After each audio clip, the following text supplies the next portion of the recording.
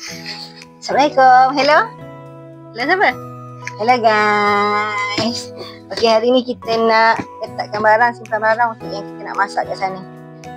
Okey, ni kita ada lada kering, lada kering blender. Sambal tempoyak. Sambal tempoyak pun mau bawa. Okey.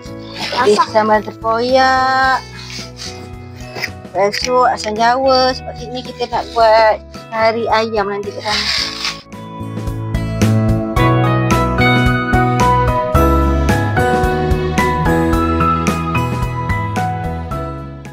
Okey. Nanti kita main masak-masak kat sana. Bye.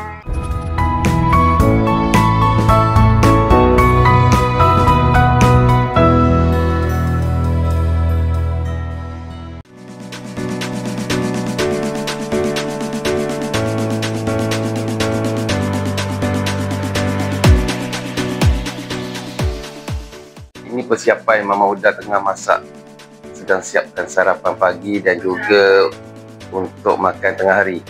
Sarapan dah siap. Sarapan dah siap, ini untuk makan tengah hari.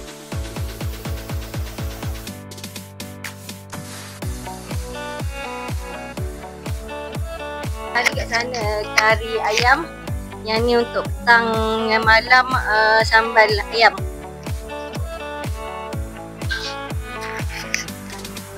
So di sana kelihatan bos SLP Studio, bos Faiz, Pak Zishak sedang menyiapkan kerja-kerjanya.